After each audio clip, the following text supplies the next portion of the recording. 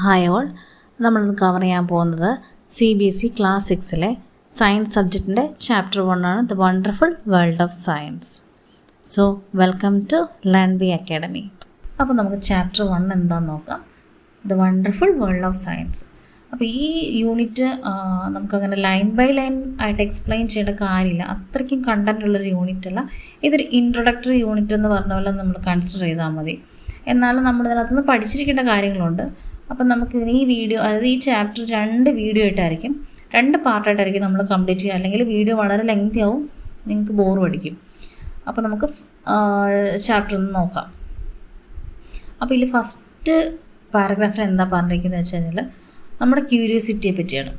Human ബീങ്സിന് ഉണ്ടാകുന്നൊരു ആകാംക്ഷ ഉണ്ടല്ലോ, എന്താ ചുറ്റും നടക്കുന്നതെന്ന് അറിയാനുള്ളൊരു ആകാംക്ഷ, അതിനെപ്പറ്റിയാണ് നമ്മുടെ ഫസ്റ്റ് പാരഗ്രാഫിൽ പറഞ്ഞിരിക്കുന്നത്. അതായത് നമുക്ക് ചൈൽഡ്ഹുഡ് സ്റ്റേജ് തൊട്ട് നമുക്ക് ചുറ്റും കാണുന്ന കാര്യങ്ങൾ എന്താണെന്ന് അറിയാനായിട്ടൊരു ക്യൂരിയോസിറ്റി ഉണ്ട്. ഇപ്പോൾ കൊച്ചു കുട്ടികളെ നോക്കിക്കഴിഞ്ഞാൽ അവർക്ക് എപ്പോഴും സംശയമാണ്, കാണുന്ന സാധനങ്ങളെല്ലാം അതെന്താ അങ്ങനെ, ഇതെന്താ അങ്ങനെ, ഇതെങ്ങനെയാണ് ഇങ്ങനെ വരുന്നത് എന്നുള്ള സംശയമല്ലേ. അപ്പോൾ ഇതുപോലുള്ള ക്യൂരിയോസിറ്റി നമ്മൾ ചൈൽഡ്ഹുഡ് തൊട്ട് തുടങ്ങുന്നതാണ്. അപ്പം മനുഷ്യർക്ക് അത് ഒരു നെവർ എൻഡിങ് ക്യൂരിയോസിറ്റിയാണ്. അത് സയൻസ് സബ്ജക്റ്റിലേക്കും കൂടെ വരുമ്പോഴത്തേക്കും, അതുകൊണ്ട് സയൻസ് എന്ന് പറയുന്ന ഒരു എക്സൈറ്റിംഗ് ഒരു ബ്രാഞ്ചാണ്. അപ്പോൾ സയൻസിൻ്റെ ഒരു ചെറിയൊരു ഡെഫിനേഷൻ ഇതിൽ പറയുന്നുണ്ട്. Science is a way of thinking, observing and doing things to understand the world we live in and to uncover the secret of universe. അപ്പം നമുക്ക് സയൻസിൻ്റെ ഒരു സിമ്പിൾ ഡെഫിനേഷനിൽ പറഞ്ഞു കഴിഞ്ഞാൽ നമുക്ക് ചുറ്റും നടക്കുന്ന കാര്യങ്ങൾക്കുള്ളൊരു എക്സ്പ്ലനേഷൻ, ഇതൊക്കെ എങ്ങനെ സംഭവിക്കുന്നു എന്നുള്ളത്. അതായത് യൂണിവേഴ്സിൻ്റെ സീക്രട്ട്, ഇപ്പോൾ ഡേ ആൻഡ് നൈറ്റ് എങ്ങനെ സംഭവിക്കുന്നത്, സ്റ്റാർ എങ്ങനെയാണ് ഇത്രയും ബ്രൈറ്റായിട്ട് ഷൈൻ ചെയ്യുന്നത്, അതല്ല മഴ എങ്ങനെ പെയ്യുന്നു, എങ്ങനെയാണ് എർത്ത് ക്വേക്ക് ഉണ്ടാകുന്നത്, ആ എർത്ത് ക്വേക്ക് ഉണ്ടാകുമ്പോൾ എന്തൊക്കെ സംഭവിക്കും, എന്താണ് അതിൻ്റെ റീസൺ, അതിൽ വോൾക്കാനിക് ഇറപ്ഷൻസ്, സുനാമി, നമ്മളീ പറഞ്ഞ ഈ കാര്യങ്ങളൊക്കെ സംഭവിക്കുന്നത് എങ്ങനെയാണ്, എന്താണ് അതിൻ്റെ റീസൺ, അതിൻ്റെ പ്രോസസ്സ് എന്താണ്, അല്ലെങ്കിൽ അതിൻ്റെ എഫക്റ്റ് എന്താണ് നമ്മുടെ സറൗണ്ടിങ്സിൽ വരുത്തുന്നത്, ഇങ്ങനെ കാര്യങ്ങളെക്കുറിച്ചൊക്കെ ഉള്ളൊരു പഠനം. അപ്പോൾ science is a way of thinking, observing and doing things to understand the world we live in. അതായത് നമ്മൾ ചിന്തിച്ച് അതിനെ ഒബ്സർവ് ചെയ്ത് അതിൻ്റെ റീസൺ റിവീൽ ചെയ്യാനായിട്ടുള്ള കാര്യങ്ങൾ ചെയ്ത് ആ സീക്രട്ട് കണ്ടുപിടിക്കുന്ന അതിന് എൻ്റെ പ്രോസസ്സിനെയാണ് നമ്മൾ സയൻസ് എന്ന് പറയുന്നത്. അപ്പോൾ ഒന്നുകൂടെ പറയാം, science is a way of thinking, observing and doing things to understand the world that we live in. അപ്പോൾ അടുത്ത പാരഗ്രാഫിൽ എന്താ പറഞ്ഞിരിക്കുന്നത് നോക്കാം. അത് ഒരു മൺതരിയെ പറ്റി പഠിക്കുകയാണെങ്കിൽ ശരി, മൗണ്ടൻ റേഞ്ചിനെ പറ്റി പഠിക്കുകയാണ്. അതായത് ഒരു നിസ്സാരമായിട്ടുള്ളൊരു മൺതരി, അതാണെങ്കിൽ ശരി, എൻ്റെയർ ആയിട്ടൊരു ഫോറസ്റ്റിനെ പറ്റി പഠിക്കുക, എന്ത് തന്നെ ആയിക്കോട്ടെ, അതിനെപ്പറ്റി പഠിക്കുക എന്നുള്ളൊരു പ്രോസസ്സിൽ എപ്പോഴും പുതിയ പുതിയ കാര്യങ്ങൾ ആഡ് ആയിക്കൊണ്ടേയിരിക്കും. അത് ഒരാൾ കണ്ടുപിടിക്കുന്നതായിരിക്കത്തില്ല, ഇനി ഒരാൾ അതിനെക്കുറിച്ച് ചിന്തിച്ച് അതിനെപ്പറ്റി തപ്പി പോകുമ്പോഴത്തേക്ക് അയാൾക്ക് കിട്ടുന്ന ഒരു ഫൈൻഡിങ് എന്ന് പറയുന്നത് വേറെ ആയിരിക്കും. അപ്പോൾ എന്നും ഇതൊരു അപ്ഡേറ്റ് ആയിക്കൊണ്ടേയിരിക്കുന്നൊരു സാധനമാണ് സയൻസ് എന്ന് പറയുന്നത്. പണ്ടൊക്കെ പഠിക്കുന്ന സമയത്ത് സോളാർ സിസ്റ്റത്തിൽ 9 പ്ലാനറ്റ് ഉണ്ടെന്നാണ് പഠിച്ചിരുന്നത്. പക്ഷേ ഇപ്പോഴത്തെ റീസെൻ്റ് അപ്ഡേറ്റ് പ്രകാരം എന്താണ്, പുതിയ ഫൈൻഡിങ് പ്രകാരം 9 പ്ലാനറ്റ് ഇല്ല, 8 പ്ലാനറ്റേ ഉള്ളൂ എന്നുള്ളതാണ് പുതിയ ഫൈൻഡിങ്. അപ്പം കാര്യങ്ങൾ പുതിയത് ആഡപ്പ് ആയിക്കൊണ്ടേയിരിക്കും. അതിൽ ഏറ്റവും വണ്ടർഫുൾ ആയിട്ടുള്ള കാര്യം എന്താണെന്ന് വെച്ചാൽ നമുക്ക് ചുറ്റുമുള്ള എല്ലാത്തിലും നമുക്ക് സയൻസ് ഉണ്ട്. ഔട്ടർ സ്പേസിൽ, ഡീപ്പ് ഓഷ്യനിൽ, എന്തിനും നമ്മളുടെ ഫുഡ് ഉണ്ടാക്കുന്ന കിച്ചണിൽ, കളിക്കുന്ന പ്ലേ ഗ്രൗണ്ടിൽ, അങ്ങനെ എല്ലായിടത്തും നമുക്ക് ചുറ്റുമുള്ള എല്ലായിടത്തും നമുക്ക് സയൻസ് കാണാം. എല്ലായിടത്തും സയൻസ് ഉണ്ട്.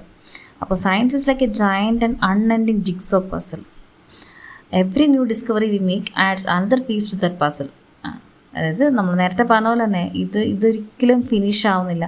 ഓക്കെ, ഇത് ഇത്രയും. അപ്പോൾ ലോകത്തിൻ്റെ പല ഭാഗത്തു നിന്നിട്ട് സയൻറ്റിസ്റ്റുകൾ പല പല കാര്യങ്ങൾ കണ്ടുപിടിച്ചുകൊണ്ടിരിക്കുകയാണ്. ഒരു ഗ്രൂപ്പ് ഓഫ് സയൻറ്റിസ്റ്റ് പുതിയ അസുഖങ്ങൾ വരുന്നുണ്ട്, അല്ലെങ്കിൽ പഴയ അസുഖങ്ങൾക്ക് തന്നെ കുറച്ച് ഇമ്പ്രൂവ്ഡ് ആയിട്ടുള്ള മെഡിസിൻസ് കണ്ടുപിടിക്കുന്നുണ്ട്. ഇപ്പോൾ കോവിഡ് പോലുള്ള അസുഖങ്ങൾ വന്നപ്പോഴത്തേക്കും പുതിയ വാക്സിൻസ് ഡിസ്കവർ ചെയ്തു.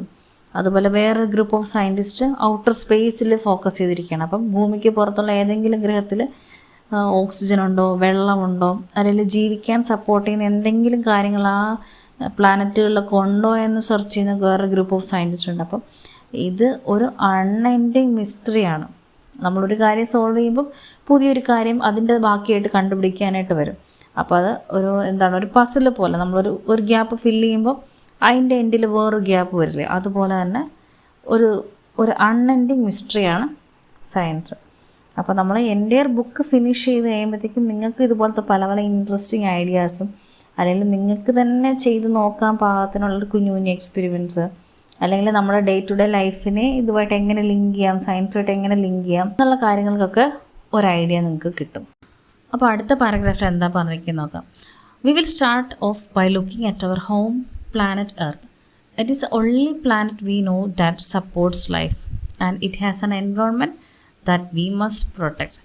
There is an amazing variety of life on Earth, plants and animals that have managed to survive and thrive in different regions on this planet.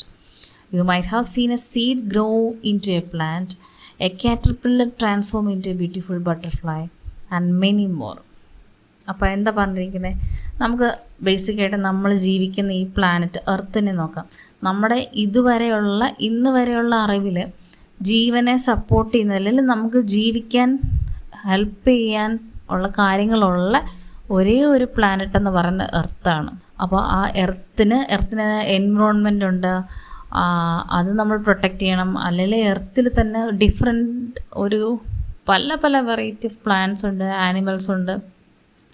ഈ പറയുന്ന ആനിമൽസും പ്ലാന്റ്സും ഇതെല്ലാം ഈ ഭൂമിയുടെ പല റീജിയൻസിലുണ്ട്. ഇപ്പം നമ്മൾ ഭൂമിയുടെ അന്റാർട്ടിക്ക, ആർട്ടിക്ക പോലുള്ള മഞ്ഞ് പ്രദേശങ്ങളിലുള്ള ആനിമൽസിനെ നമുക്ക് അറിഞ്ഞൂടെ, പോളാർ ബിയർ, പെൻഗ്വിൻസ്, അതുപോലെ തന്നെ എക്സ്ട്രീമായിട്ടുള്ള ചൂടുള്ള ഡെസേർട്ടിലുള്ള ആനിമൽസ് ഇല്ലേ, ക്യാമൽ.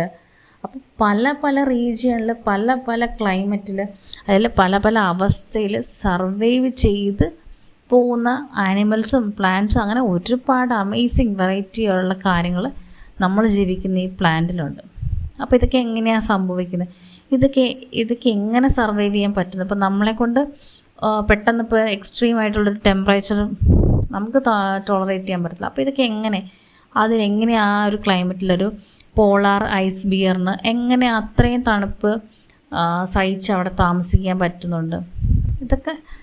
ഇതിനെയൊക്കെ നമ്മൾ ഫൈൻഡ് ഔട്ട്. അപ്പോൾ നമ്മളിപ്പോൾ എർത്തിൻ്റെ കാര്യം പറഞ്ഞ പോലെ നമ്മൾ കഴിക്കുന്ന ആഹാരം എടുത്ത് നോക്കിക്കഴിഞ്ഞാൽ അതിൽ തന്നെ എന്തുമാത്രം ഡിഫറെൻറ്റ് വെറൈറ്റി ഓഫ് ഫുഡ് നമുക്ക് നമ്മുടെ കേരളത്തിൽ തന്നെ അവൈലബിളാണ്. അപ്പോൾ അതിന് തന്നെ അതൊക്കെ എങ്ങനെയാണ് ഉണ്ടാക്കിയത്, അല്ലെങ്കിൽ ഇതൊക്കെ ഇങ്ങനെയൊക്കെയാണ് ഉണ്ടാക്കേണ്ടതെന്നൊക്കെ എങ്ങനെയാണ് കണ്ടുപിടിച്ചത്? ഇതിനൊക്കെ ഒരു ആൻസർ വേണ്ടേ? അപ്പോൾ നമ്മൾ ഫുഡ് പോലെ തന്നെ ഇതാണ് വെള്ളം. ഇപ്പോൾ വെള്ളം നമുക്ക് കൺസ്യൂം ചെയ്യാൻ പറ്റും, അതെങ്ങനെ തിരിച്ചറിഞ്ഞു? അതുപോലെ തന്നെ വെള്ളം ഫ്രീസായി ഐസാവുന്നു.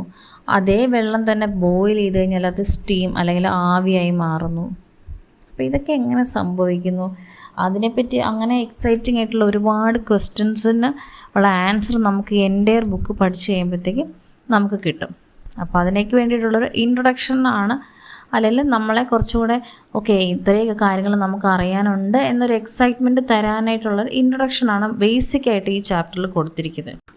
അപ്പോൾ നേരത്തെ പറഞ്ഞ പോലെ തന്നെ ഈ ബുക്ക് നമ്മൾ പഠിച്ച് തീരുമ്പോൾ, ഇതിലെല്ലാ ചാപ്റ്ററും നമ്മൾ പഠിച്ച് തീരുമ്പം നിങ്ങൾക്ക് പുതിയ പുതിയ കാര്യങ്ങൾ അറിയാനും അത് കണ്ടുപിടിക്കാനും അല്ലെങ്കിൽ ഇതിൻ്റെ പുറകിലുള്ള സയൻസ് എന്താണെന്ന് അറിയാനുള്ളൊരു ഇൻട്രസ്റ്റ് ജനറേറ്റ് ചെയ്യുക. അതാണ് ഈ ബുക്കിൻ്റെ ശരിക്കുള്ളൊരു ലക്ഷ്യം. അപ്പം ഇപ്പം തന്നെ നമ്മളിപ്പോൾ പറഞ്ഞ പല കാര്യങ്ങളും നിങ്ങളുടെ എല്ലാം മനസ്സിൽ കിടന്ന് ഇങ്ങനെ കറങ്ങുന്നുണ്ടാവും. അതൊക്കെ എങ്ങനെയാണ് സംഭവിക്കുന്നത്, സുനാമിയൊക്കെ സംഭവിക്കുന്നത് എങ്ങനെയാണ്, അല്ലെങ്കിൽ കുറേ പേർക്കൊക്കെ അതിൻ്റെ ആൻസർ ഓൾറെഡി കിട്ടിയിട്ടുണ്ടാവും. അപ്പോൾ ഇങ്ങനൊരു എക്സൈറ്റ്മെൻറ്റ് കുട്ടികളിൽ ഉണ്ടാക്കിയെടുക്കുക എന്നുള്ളതാണ് നമ്മൾ ഈ ഒരു ബുക്ക് കൊണ്ട് സത്യത്തിൽ ഉദ്ദേശിക്കുന്നത്. ഇപ്പോൾ ഇതിൽ പറഞ്ഞിരിക്കുന്ന ഒരു എക്സാമ്പിൾ എടുത്തു കഴിഞ്ഞാൽ, നിങ്ങൾ എഴുതിക്കൊണ്ടിരിക്കുക, പെട്ടെന്ന് പെന്ന് വെച്ച് എഴുതാൻ പറ്റുന്നില്ല.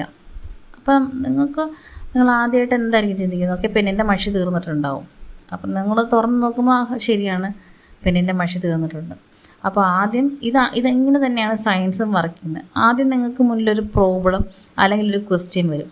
അപ്പം നിങ്ങൾ അതിന് ഇന്ന സാധ്യതകളുണ്ട് എന്ന് നിങ്ങൾ തന്നെ മനസ്സിലൊരു ഗസ്, ഒരു ഊഹം വയ്ക്കും.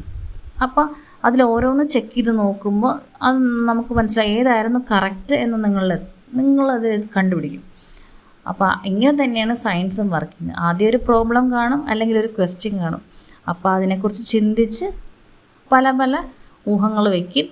ആ ഊഹങ്ങൾ വർക്കൗട്ട് ചെയ്ത് നോക്കിയിട്ട് ഒരു കൺക്ലൂഷൻ അല്ലെങ്കിൽ ഒരു ഫൈനലൊരു ആൻസർ എത്തും.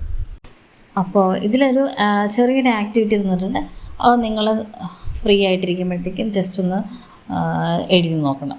അപ്പം നമ്മളിപ്പോൾ നേരത്തെ ഒരു ചെറിയൊരു എക്സാമ്പിൾ പറഞ്ഞു, ഒരു പെണ്ണ് വെച്ച് എഴുതാൻ പറ്റുന്നില്ല എന്ന് പറഞ്ഞു. അതുപോലെ നിങ്ങളുടെ ലൈഫിൽ എന്തെങ്കിലും ചെറിയ ഇതുപോലത്തെ ഒരു പ്രോബ്ലം ഉണ്ടായിട്ടുണ്ടെങ്കിൽ അതിന് നിങ്ങൾ എങ്ങനെ സോൾവ് ചെയ്തു, എന്തെല്ലാം സ്റ്റെപ്സ് എടുത്തു എന്ന് എഴുതാനായിട്ടുള്ളൊരു ചെറിയൊരു ആക്ടിവിറ്റിയാണ് തന്നിരിക്കുന്നത്. അപ്പം അതിൻ്റെ കൂടെ അവർ പറയുന്നുണ്ട്, science is not about memorising facts and figures or doing experiments. ഇപ്പോൾ സയൻസ് എന്ന് പറയുമ്പോൾ നമ്മൾ ഇതെല്ലാം കാണാതെ പഠിക്കുക അല്ലെങ്കിൽ എക്സ്പെരിമെൻറ്റ് ചെയ്തുകൊണ്ടിരിക്കുക, ഇതിനെ മാത്രമല്ല നമ്മൾ സയൻസ് ഒന്നും പഠിക്കുന്നത്. അതിനെ എടുക്കുന്ന ഈ നമ്മുടെ ചോദ്യങ്ങൾക്കുള്ള ഉത്തരം കണ്ടുപിടിക്കാനുള്ള ഓരോ സ്റ്റെപ്പും ഉൾപ്പെടുന്ന ആ പ്രോസസ്സിനെയാണ് നമ്മൾ സയൻസ് എന്ന് പറയുന്നത്. അല്ല ജസ്റ്റ് ഇതെല്ലാം കാണാതെ പഠിക്കുക അല്ലെങ്കിൽ കുറേ എക്സ്പെരിമെൻറ്റ് ചെയ്തുകൊണ്ടിരിക്കുക, അത് മാത്രമല്ല. അപ്പോൾ നേരത്തെ പറഞ്ഞ പോലെ ആ ചെറിയൊരു ആക്ടിവിറ്റി ഉണ്ട്, അത് നിങ്ങൾ സമയം പോലെ അതിന് ജസ്റ്റ് ഒന്ന് ട്രൈ ചെയ്ത് നോക്കണം. അപ്പോൾ നമുക്ക് പാർട്ട് 1 ഇത്രയും കൊണ്ട് നമുക്ക് ഇന്നത്തെ ക്ലാസ് നമുക്ക് വൈൻഡപ്പ് ചെയ്യാം. ഇതിൻ്റെ ബാക്കി അടുത്ത പാർട്ടായിട്ട് അപ്ലോഡ് ചെയ്യാം. അപ്പോൾ ഈ എൻ്റെ ചാപ്റ്റർ കവർ ചെയ്ത് കഴിയുമ്പോഴത്തേക്കും നമ്മുടെ തന്നെ ക്യുസ്ബി എന്നൊരു ചാനലുണ്ട്, അതിൽ ഇതിൻ്റെ ഒരു ക്വിക്ക് റിവിഷൻ ക്വസ്റ്റ്യൻസ് കാണാം. അപ്പോൾ നിങ്ങൾക്ക് ഇതിനകത്തുനിന്ന് മോസ്റ്റ് ഇമ്പോർട്ടൻ്റ് ആയിട്ടുള്ള കുറേ ക്വസ്റ്റ്യൻസും അതിൻ്റെ ആൻസറുകളും അതിൽ കാണാം. അപ്പോൾ നിങ്ങൾ ഈ ചാപ്റ്റർ ഫുള്ള് കംപ്ലീറ്റ് ചെയ്തിട്ട് നമ്മുടെ തന്നെ ക്യുസ്ബി ചാനലിൽ കയറിയിട്ട് ആ ക്വസ്റ്റ്യൻസ് ജസ്റ്റ് ഒന്ന് പ്രാക്ടീസ് ചെയ്ത് നോക്കിക്കോളൂ കേട്ടോ. അപ്പോൾ അടുത്ത ക്ലാസ്സിൽ കാണാം. ബൈ.